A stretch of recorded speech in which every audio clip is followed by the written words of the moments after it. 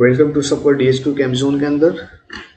Champion सभी को ready रहना। Energy highlight rate class 10th के अंदर एक्सोथर्मिक एंड एंडोथर्मिक रिएक्शन पढ़ेंगे। चैप्टर फर्स्ट के ये टॉपिक्स है।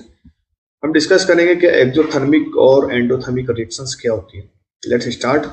इंट्रोडक्शन सबसे पहले। Chemical reaction are classified into different types. Chemical reaction को हमने क्लासिफाई किया है टू टाइप्स के अंदर, exothermic reaction and endothermic reaction. Firstly हम पढ़ेंगे एक्सोथर्मिक रिएक्शन के बारे में। एक्सोथर्मिक रिएक्शन, अब कोई भी नया वर्ड आप साइंस में पढ़ोगे तो उसमें नेम के पीछे इसका राज छुपा होता है। जैसे इसमें exothermic reaction, exo mean outer, thermal mean heat, मतलब ऐसे रिएक्शन जिसके अंदर हीट बाहर निकलती है उसको एक्सोथर्मिक रिएक्शन बोलते हैं। Release heat and energy to surrounding, heat या एनर्जी सराउंडिंग यानी बाहर निकलती है during the reaction. It is called exothermic reaction. Some examples of burning of fuels or respiration and neutralization reaction.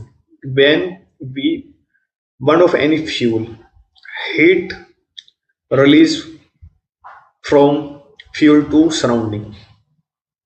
It also, second example, aspiration. When we exhale, during the breathing, we can feel heat.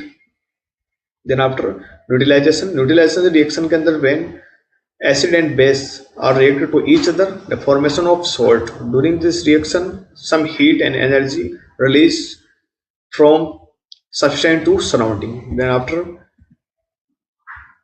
अब बढ़ता है exothermic. इसके अंदर आप देख सकते हो कि हीट रिलीज हो रही बाहर। सिंपल बात है कि हीट का बाहर निकलना एक्सोथर्मिक, हीट का अंदर आना एंडोथर्मिक रिएक्शन।